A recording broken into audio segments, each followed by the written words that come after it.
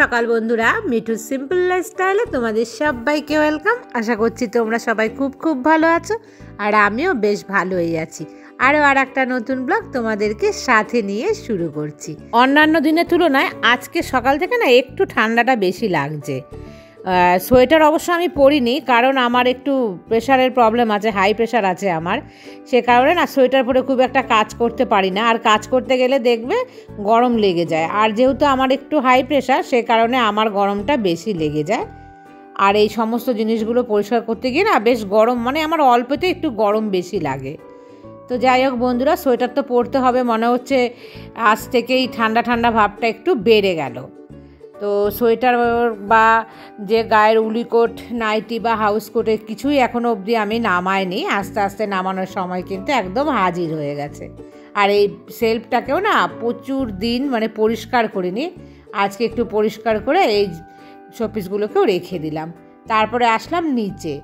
এটা ব্যবহার খুব একটা যে হয় তা তোমরা দেখতেই পাও, হয়ই না বলতে গেলে। ওই নিচে যখন আমি ব্রাশ করি বা থাকি, ধুলো এর ওপরে পড়ে। আর এটা পুরনো হয়ে গেছে, তবু এটাকে যত্ন নিতে হবে।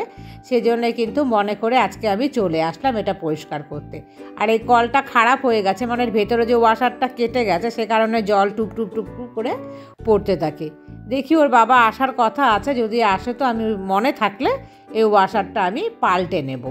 কারণ এইভাবে জল সারাক্ষণ পড়ছে মানে ট্যাঙ্কি থেকে কিন্তু জল অপচয় হচ্ছে প্রচুর পরিমাণেই। কালকের ভিডিওতে অনন্যা আমাকে কমেন্টস করেছে যে আমি যখন সুইচগুলো পরিষ্কার করছিলাম তো কিচেনের সুইচ আমার অন করা ছিল। হ্যাঁ, তুমি ঠিকই মানে দেখতে পেয়েছো যে আমার কিচেন নয়, টোটালি আমি যেখানে পরিষ্কার করছিলাম সেগুলো সবকটাই জায়গাতেই কিন্তু একটা একটা করে সুইচ আমার অন করা ছিল।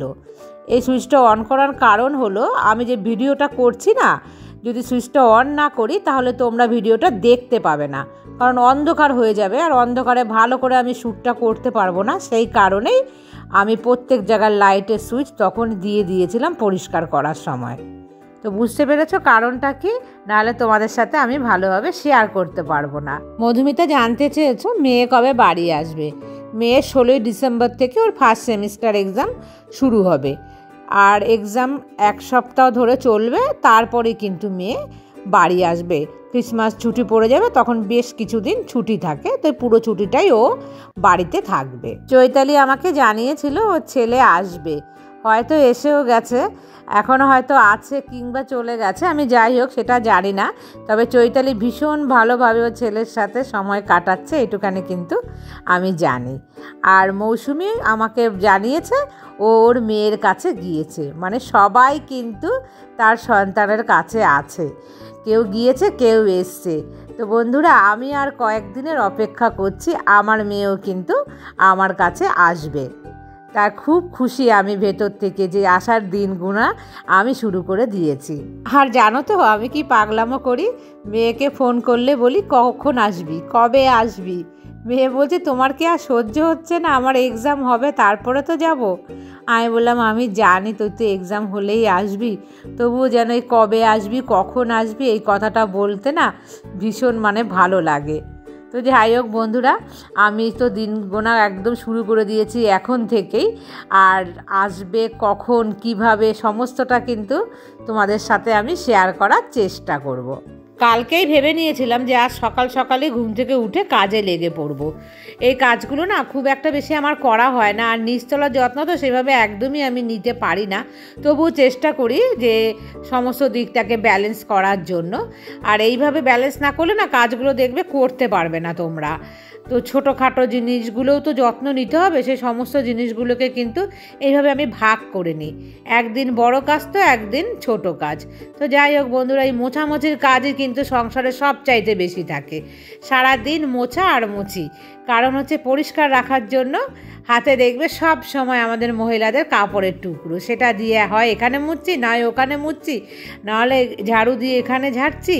এই সমস্ত না করলে কিন্তু বাড়িটা সুন্দর থাকে না। সেইখানে ঝাড়ু মোছা এটা আমাদের দৈনন্দিন একটা কাজ। এ ঘরের যে ওয়াল শেলফটা দেখতে পাচ্ছ, এটা সেগুন কাঠের তৈরি, এবং ডিজাইনটা না বেশ আমার কাছে সুন্দর লেগেছিল যখন বানানো হয়েছিল। আর ভীষণ পছন্দের ওয়াল শেলফ ছিল আমার। আর ছিল কেন বলছে জানো, এটার ভেতরে যে দেখো শোপিসগুলো একটুও কিন্তু আমি অর্গানাইজ করে রাখি না।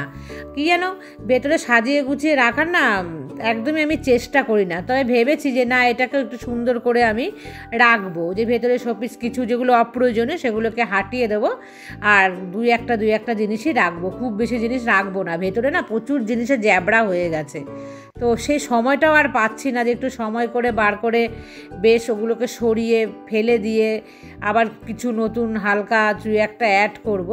সময়ের অপেক্ষা মানে একদমই বার করতে পারছি না। শীতকালে ছোটোবেলা তো আরোই যেন এখন সময় পাবো না। তবে ভেবেছি শীতটা গেলে তারপরে এই দেয়াল যে শোকেসটা এটাকেও আমি একটুখানি অর্গানাইজ করার চেষ্টা করব। আর এই সামনের ঘরটাকে ঝাড়ু দিয়ে না আমি ধুলোটাকে সামনের দিকে খুব কম দিনই অবশ্য ফেলি, তবে ঘরে তো আমার তেমন ধুলো নেই তোমরা জানোই। আর হালকা যে ধুলো সেটাকে দিলাম, আর দিয়ে দেখো অল্প জল দিয়ে ধুয়ে দিলাম, কারণ তোমাদেরকে আমি আগেই বলেছি যে এখানকার জলটা গড়িয়ে চলে যায় সামনের বাড়ি, সেখানে খুব কম দিনে কিন্তু বেশি জল দিয়ে আমি ধুয়ে দিই। আর এই পেছনের সিঁড়িটাকে প্রত্যেক দিন মানে প্রত্যেকবার যতবার ঝাড়ু দিই ততবারই কিন্তু ধুয়ে দিই। আর জানো তো বন্ধুরা, ভিডিও করতে করতে না মানে বেশ ভালো একটা এনার্জি নিয়ে আমি ভিডিওটা শুরু করেছিলাম, লাস্টে গিয়ে না শরীরটা একটু খারাপ লাগছিল, তো ভাবলাম যে ভিডিওটাকে আর কন্টিনিউ করব না, আমি এখানেই ভিডিওটাকে এন্ড করি। তো নেক্সট দিন কিন্তু আমি অবশ্যই তোমাদের সাথে বড় ভিডিও এবং অনেক কাজের ভিডিও নিয়ে আসবো, আর ততক্ষণ তোমরা আমার জন্য সবাই অপেক্ষা করো।